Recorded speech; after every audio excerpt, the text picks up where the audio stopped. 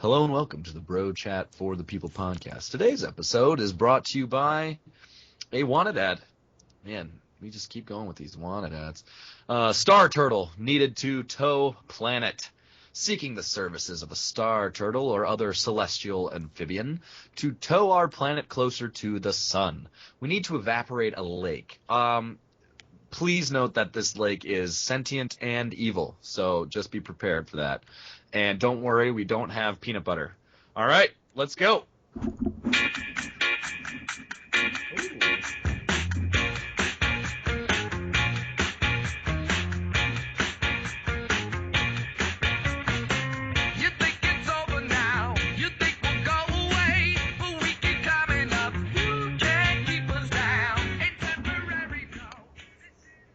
This shit is not for play. Great pick, Thomas. Fits Thank the you. tantrums. Always fun. Always fun. Yeah, dude. I always kind of just want to just let it rock. You know what I mean? Yeah, I mean, hey, why not? I mean, I think we could get away with a little bit longer. Maybe, just the full song every time. Maybe next time we can do the entire song. Yeah. People come listen to Bro Chat for the People because we have good music at the very beginning. Hey, it grabs their attention. Oh, that's what we whatever gotta be whatever about, works, man. Yeah, dude. Yeah. Well, we got a fun show today. We got kind of true. a scatterbrained show. There's not really one thing necessarily to talk about. Though you know us, we might ramble, and we might just end up talking about it for forever, whatever we decide to talk about. That's certainly true. But I'm actually a little unsure. Where should we start? What would the people find most interesting? Because the majority of people will listen maybe to the first part. Do you think we should go with Prince or Curt? Let's go with Curt.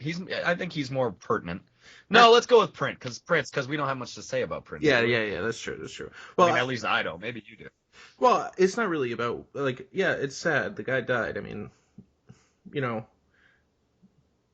there's not much to say about the fact that he died. I mean, I think it was days after being a drug overdose or something like that, and it was probably related in some way to his lifestyle of being a musician and doing lots of drugs. But I mean, that's not neither here nor there.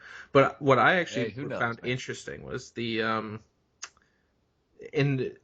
reaction to it. Yeah. And in general, the reaction to any of these stars when they die, they get just because you die, does it mean that you have to be, the hyperbole has to come out? I mean, I think that's for everybody who dies, man. Oh, he was the greatest. I loved him so much. No, I know. People forget about the fact that he was a drug addict and he beat his children, but he was so talented. I mean, it's not even just at famous people's funerals; it's at everyone's funerals. No, I know. We forget about all the bad stuff. Well, I don't even know if that's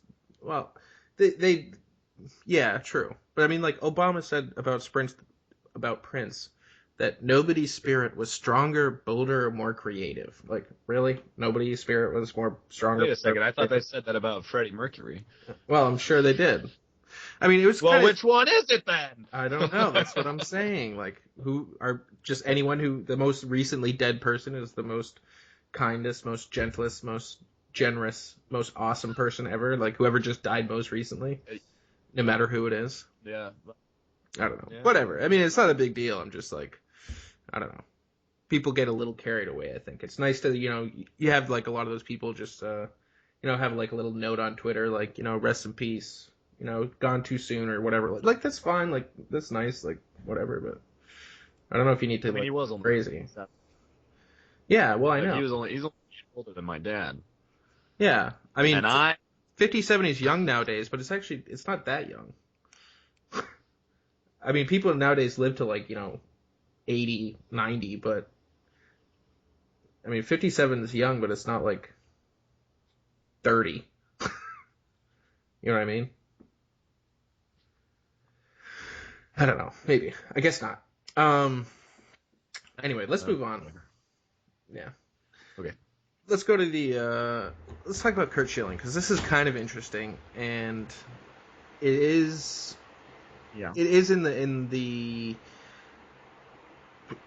theme that we talk about a fair amount on this podcast about ESPN. And for those of you who don't know, Curt Schilling said something. Actually, I wish I had the direct quote in front of me.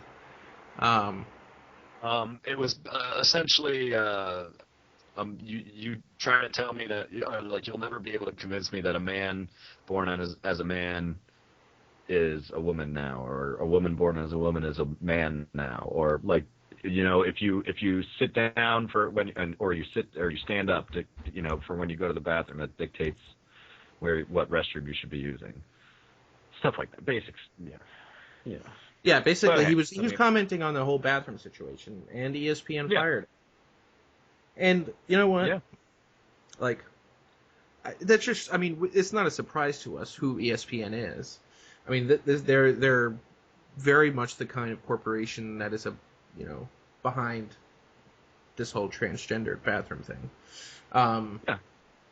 And you know what? It's their right. They can fire him. He's a representative of their company, and he's choosing a way to express himself. And he knows that ESPN doesn't feel this way, but it's more important. It's not the first time he's been disciplined. It's not like he's been on hot water before with ESPN. He knows the message. He knows the agenda. Yeah, but at the same time, like, it kind of sucks. But the idea that you can't have an opinion. It just has to fall in line with your companies. Yeah, well, is that fair? Yeah, I suppose. I suppose it's fair. I mean, look, the if you're a public figure, at least. ESPN, just like any other company, has a right to control its message and its own agenda or whatever, and which means I think it should be generally free to make employment decisions based off of its own values, and its values are clearly different than Curt Schilling's, but they don't have to make their decisions and hiring, firing, employment decisions based off of Curt Schilling's values. Yeah, based off their own values. So flipping this around back on ESPN and the liberals, though, they have to be able to respect the rights and the opinions of people who have other values besides them.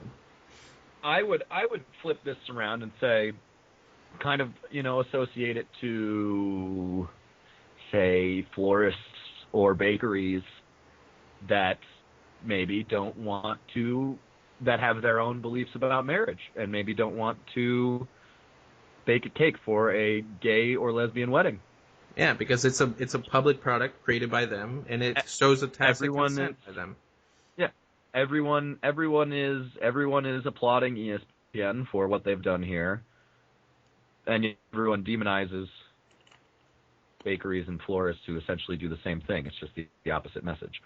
It's kind of sad that the fact that all the mainstream media is so controlled by the liberals that they control a lot of the language and a lot of the storylines that could put forward. It's just so frustrating sometimes.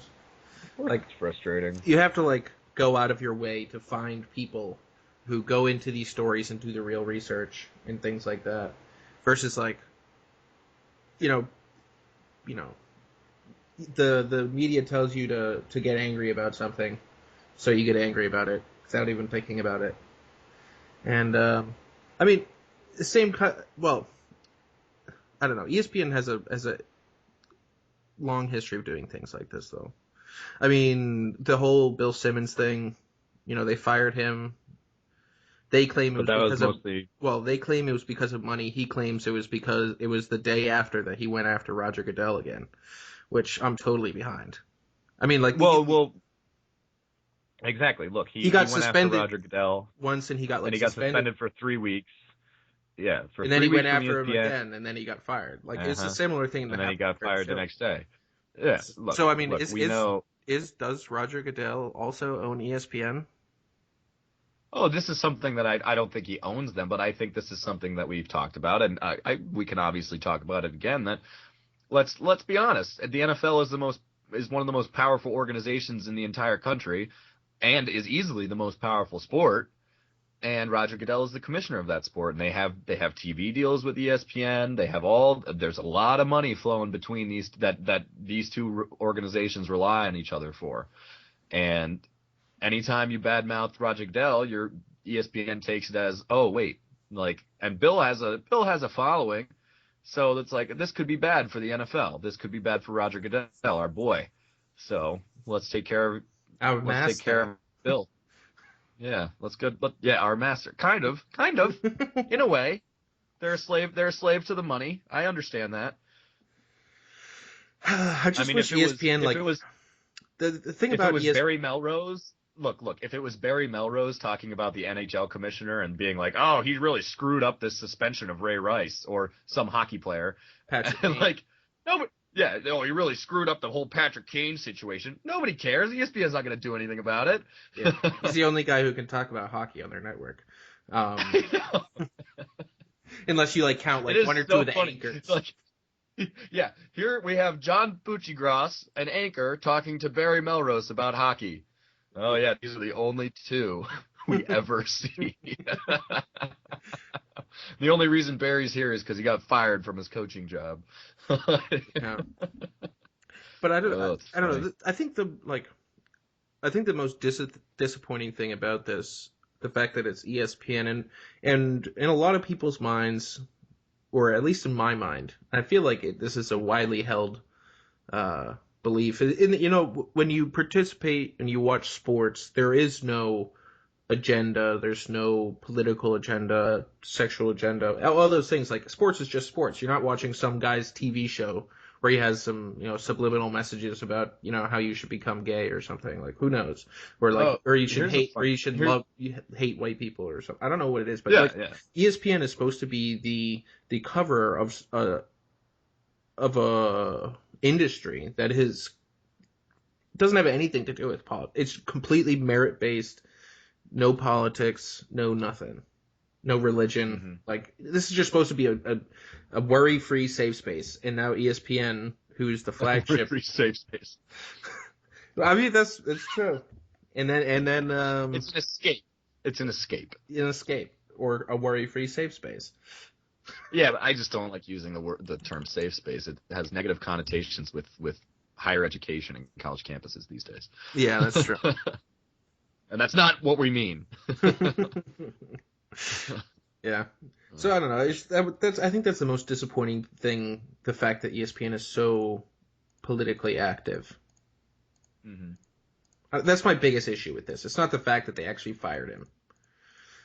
It's the fact that they I don't know. I just said it, so I'm not gonna repeat myself. Yeah. But that's fine. Anyway. Yeah, I got you. You got any more input on the old Curt? On the old Curt Schilling situation? I mean, just to say again that if you're cheering ESPN today, just remember that freedom needs to be a two-way street, and freedom of speech needs to be a two-way street. That's pretty much it. Just because it fits your agenda doesn't mean that you have to, or just because it doesn't fit your agenda doesn't mean you don't have to respect that. Basically, is what I'm trying to say. Yeah.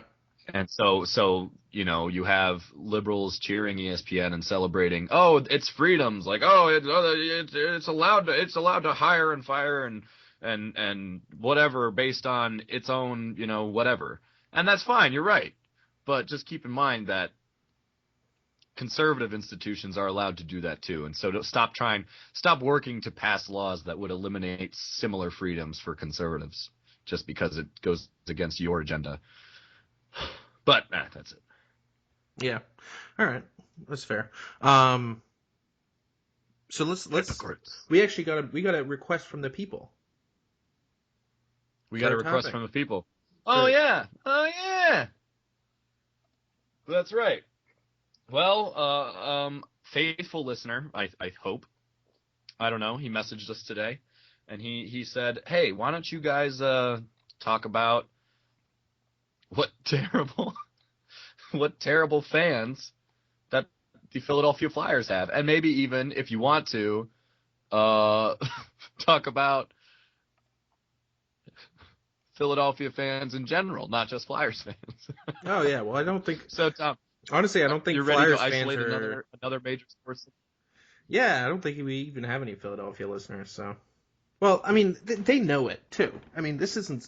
I was good friends with a Philly fan when I was at St. John's, and they know it. They know how nuts and crazy and stupid they are, and some of the time they're rational, like outside of sports, but they realize that they become completely irrational when the I don't know, when their team is doing bad mostly, but not even necessarily when their team is doing bad.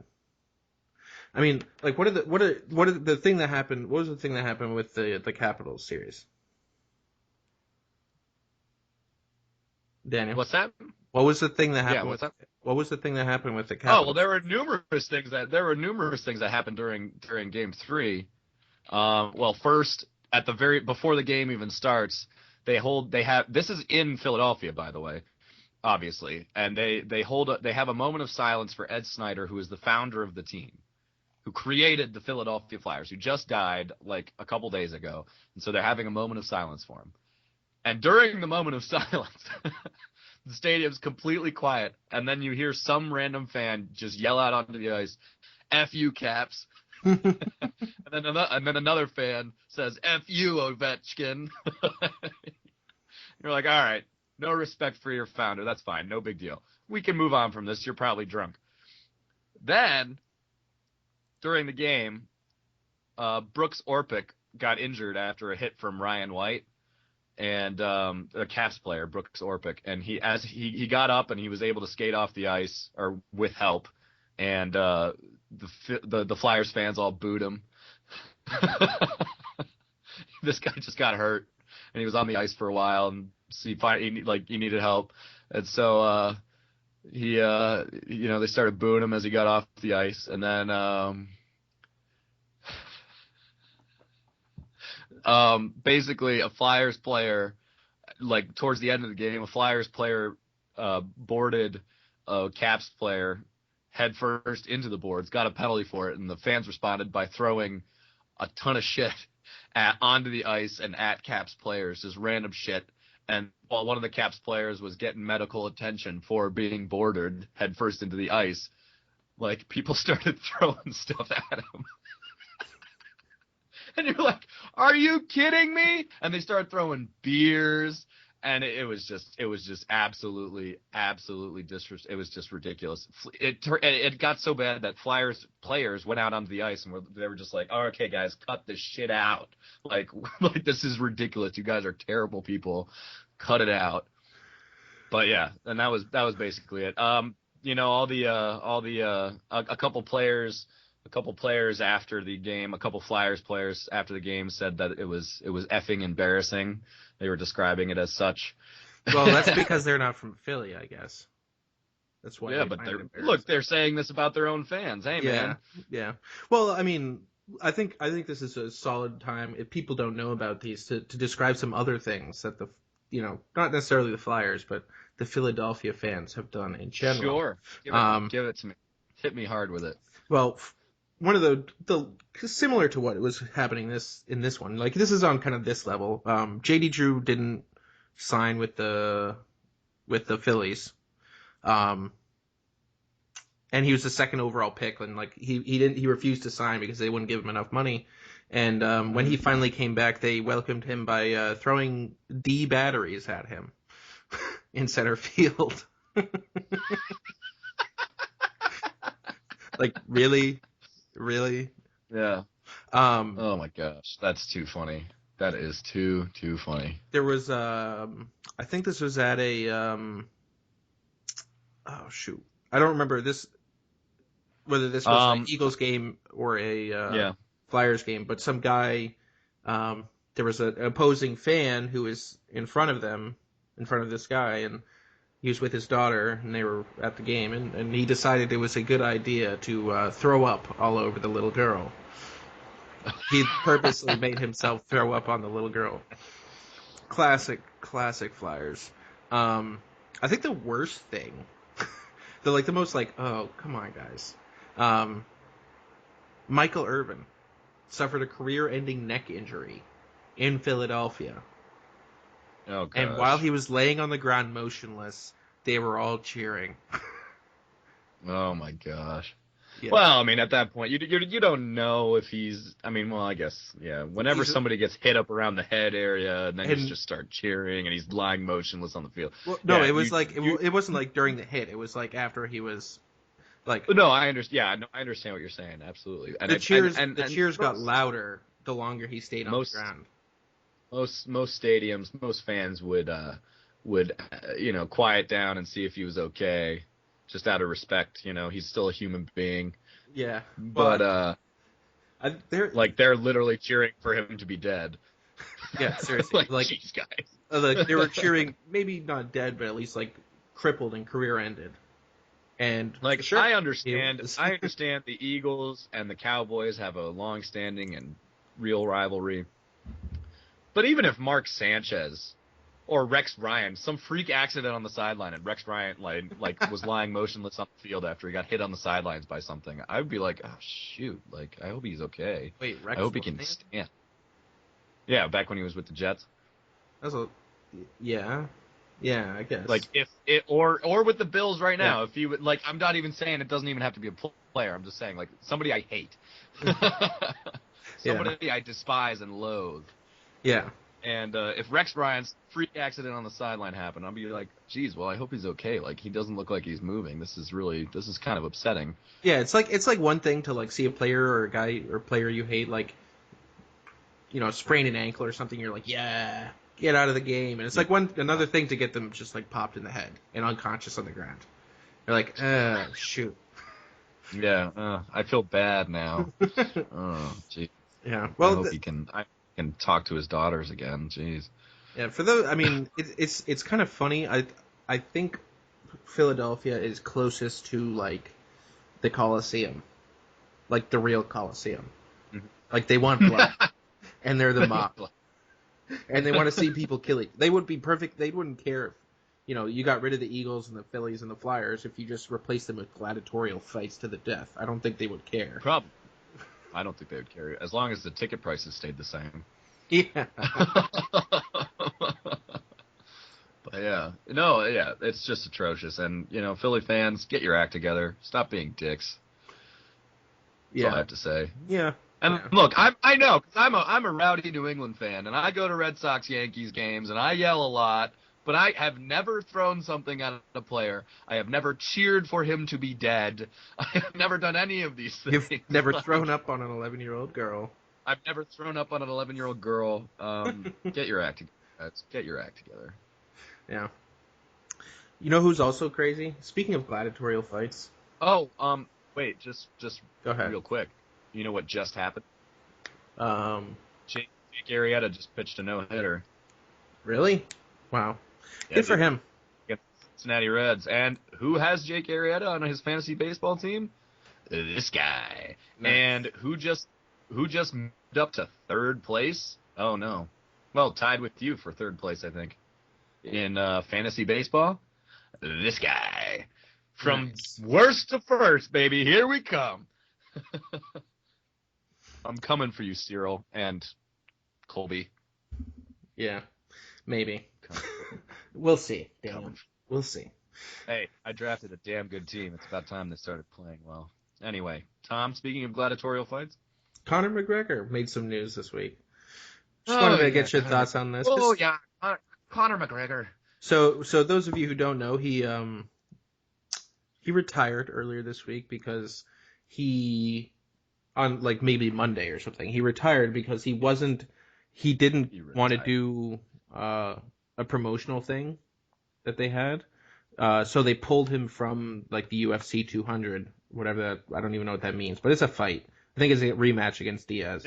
Yeah. And he was so upset that they had done this because he had, skipped a promotional event that he retired. And then a couple hours ago, he unretired. So he was retired for a solid 2 days. And he was basically I want the focus, the focus is on me fighting. You shouldn't pull me from a fight for not participating in this event where, Yeah.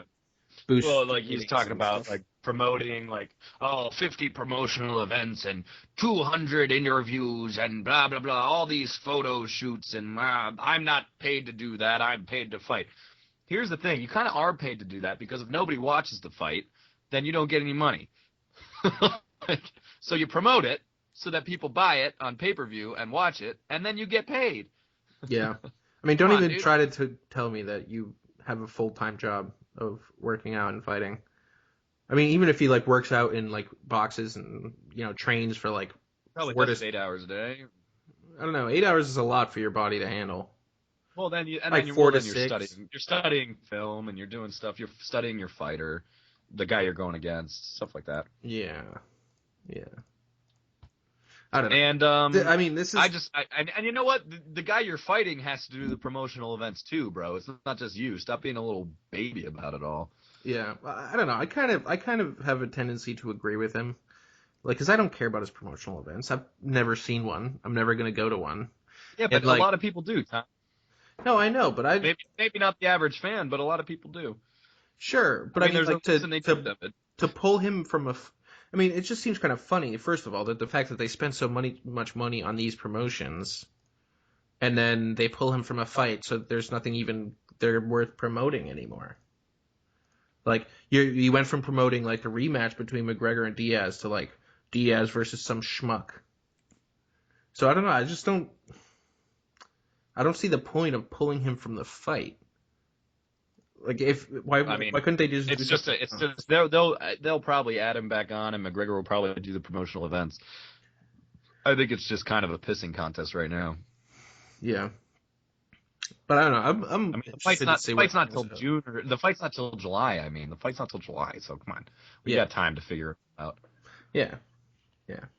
Although I was interested to see about this because John Bones Jones said he'd be like, I'll take their place and you can headline me at UFC 200 right now.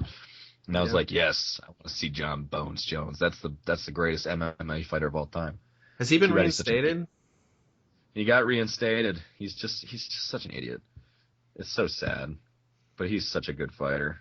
Bigger idiot, Anyway. him or Johnny Manziel? Johnny Manziel. But Because at least John Bones still has a career. Johnny Manziel is destroyed. that's because John Bones Jones is possibly the greatest fighter. It's kind of like, Yeah. well, Greg Hardy got a second chance because he's a good player, and Ray Rice did not because he's not a good player anymore.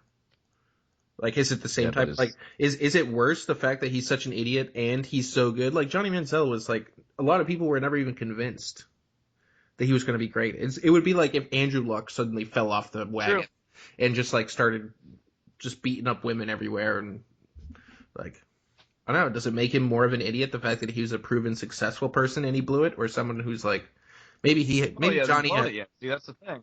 Johnny's blown it.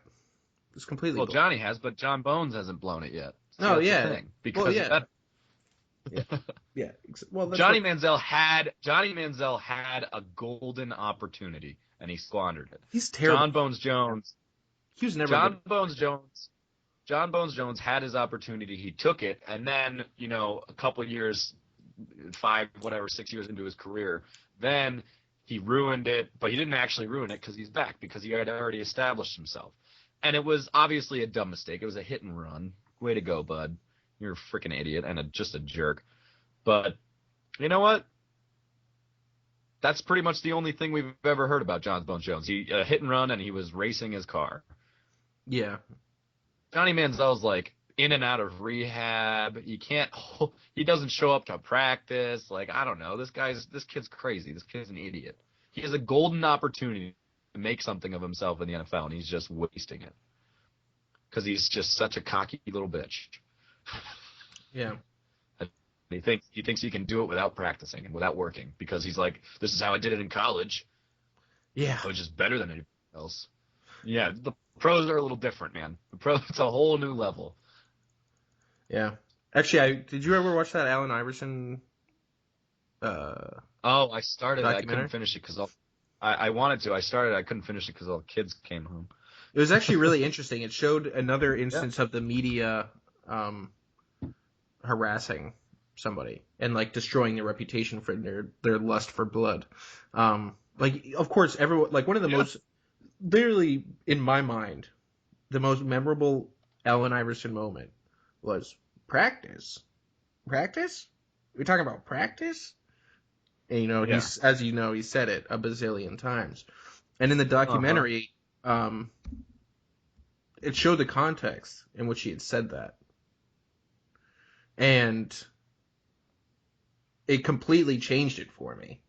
Like what he was saying, because the clip that you always saw, they just literally my entire life I've never seen anything but like the 45-second thing of him just saying practice, come on, practice, like the day before his best friend had died, and they had just lost in the in the playoffs or whatever. So like he lost in his golden years. His best friend died the day before, and like he even said it beforehand, like we just lost like in the series, like my best friend just died, and you're talking to me about practice. Like, why are we talking about practice? And I don't know, it just solidifies in my mind how terrible the media people are. Yeah. But anyway, that was just side fact. Media people are terrible. That's true. Yeah. Maybe we should get in and change it from the inside, like we're doing now. That's what we are doing. We're on our way. We're well on our way, Thomas. Fast track. Soon we're gonna be big time. Oh yeah. And all of you people, you little people. I can't believe that does that. All you people who bought T-shirts are gonna have such vintage T-shirts. Anyway, so you had a question which has been brought up a number of times over the past year. Speaking of terrible media. Yeah. You had a question. What was your question, Dave? We'll have you talk about it. You can introduce it. Well, basically, I just myself wondering whether or not the conservative media sold its soul to facilitate Trump's nomination. And I'm not saying all the conservative media, because not all of them have, but a large portion of the conservative and people who control a lot of the traffic in terms of conservative news and conservative reporting. They just sold their souls in favor of Trump because it was good for their websites and it was good for their ratings. Well, I don't know who and to actually believe it. So you're talking about like during the primary season, or are you talking about like for the previous years, the fact that they have been so anti-establishment, by any means necessary, fight the establishment. They have invited a candidate like Trump to be successful. They've laid the groundwork for him. Is that what you mean? Or not invited. I mean that once Trump got in, they jumped all over it and were like, yes, because they saw an opportunity to boost the ratings hardcore. I mean, Sean Hannity said it himself. We hate Sean Hannity. This guy, he's been supporting Trump this entire election, and he's been very overt about it. And his ratings are the highest they've ever been. Yeah. Drudge Report is seeing the highest amount of traffic through its website it's ever had. Breitbart, same thing. Ann Coulter and Sean Hannity were the first two people to jump on board to give legitimacy to this campaign. Trump first started, and everyone's like, okay, yeah, it's just going to be like 2012 where he was like talking about it, like, oh, maybe I'll run, maybe I won't. And people are like, no, that guy's a freaking joke. Sean Hannity and Ann Coulter, the minute he announced, Sean Hannity and Ann Coulter were on board with him and immediately gave him legitimacy. Well, that's the thing about it. It's not really about even conservative media or like a lot of conservative media. We give liberal media a lot of flack, but conservative media has a different agenda. Like the liberal media tries to push the liberals' agenda. The conservative media, maybe it's a reaction to them being so snuffed out for so long, but they want to make so much money and they want to have the highest ratings. Like Fox News has always, has had the highest ratings for, a cable news channel for the last, 10 years or whatever, 15 years. I always And attribute to that to be because they're the only one. They're the only conservative one. Well, yeah, sure. But I mean, like the other two, like CNN and MSNBC, the two big ones, don't even add up to equal, you know, Fox News. They're way, way behind. But that is the driver is the the ratings, and you could see it in the debates this year. It was all about ratings. Like you saw, it was like the first one on Fox News was an event, and one of the first things that they talked about afterwards was how they had like 30 million viewers. Like they don't 30 million people didn't tune in to watch them debate policies. Like they tuned in to watch a cage match between a bunch of idiots, and with people facilitating that, which, I mean, it's fair. It's whatever. Like sure. And I don't know. Then you have Drudge on top of it, who Drudge has a ton of power within the grassroots and even just in conservative media in general. He leads this whole group of conservative media types, and anything he wants, if he wants any certain narrative to gain traction in conservative circles, he has the power to make it happen.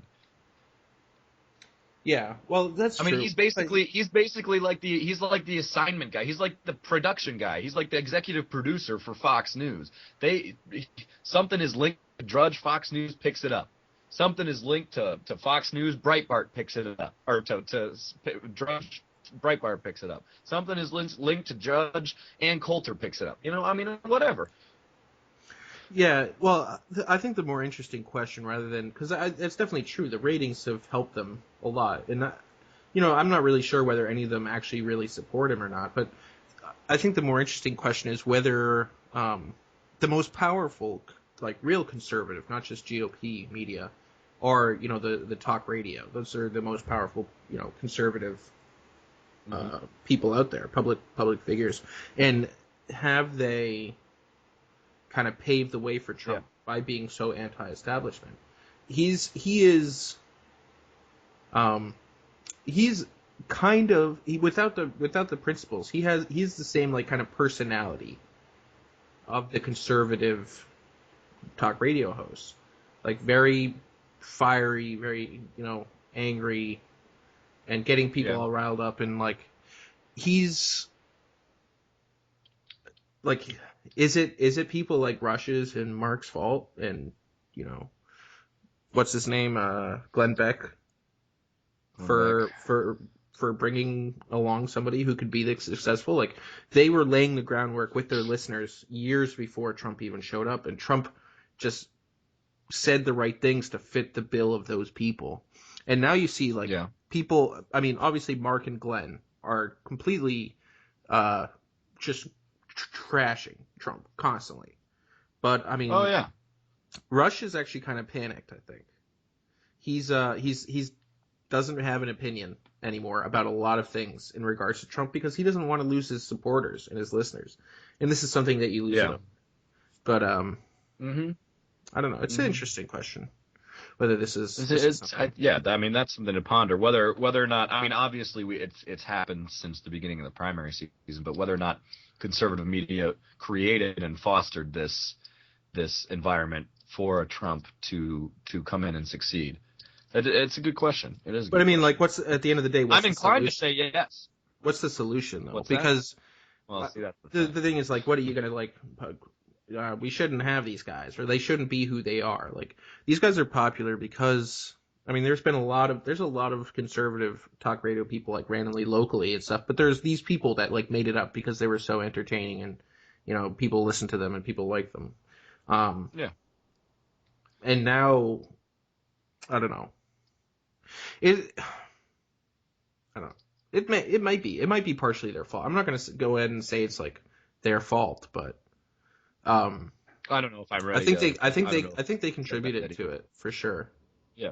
Even though, it's just like unfair because like they don't have the same ideals as him, but the people who listen, they've been bamboozled into this. Certainly. in I don't know. We'll see. We'll see how it turns out because hopefully in come what is it, August, we won't have to talk about Trump anymore. But you never know.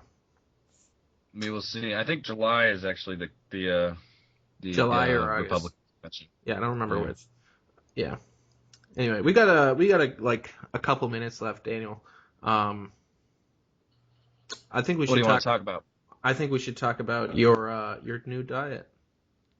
My new diet. Yeah, well, this old boy is gluten free and milk free, and it's not because of a new fad diet that I'm following. It's because the nutrition people told me that these things were terrible for my body. Well, are you sure that those nutrition people aren't just putting you on a fad diet under the guise of healthiness? Because isn't that usually what the fad diets are, about healthiness? I am not sure. I am not sure, but I am inclined to follow it because I actually know a lot of people who went to these people and have had just marvelous results. So we'll see. But hey, look, I'm as skeptical as the next guy, but hey, what they say makes a fair amount of sense. I would challenge anyone to go on this gluten-free diet and actually do it. It's so hard. Oh, for those of you who don't know, I've been doing it. I've been doing it for 7 hours, and it's the hardest thing I've ever done. Like seriously. Just the things you see on the I have counter, to do you don't bread think. bridge now. Or just like random thing, like, wait, I'm trying to make a sandwich. Dude, I know. Okay, so I went to the grocery store today. Obviously, after I found out about this, I'm like looking for gluten-free food. And I'm like in the gluten-free section, which is one aisle, not even, like half of one aisle. And I'm like, okay, there's some pasta. Let's go find some pasta. Over to the pasta. There's no bow ties. That's true. They have penne and spaghetti and like linguine, and that's it. There's no bow ties. Yeah, dude. Sucks. All I wanted in that moment was bow tie pasta. This is funny, like... Because for those of you who don't know, I have celiac disease, so technically I am very gluten-free and have been for the last 10 years, before it even became popular. I'm like the hipster of gluten-freeness. And it's not by choice, because I cheat all the time.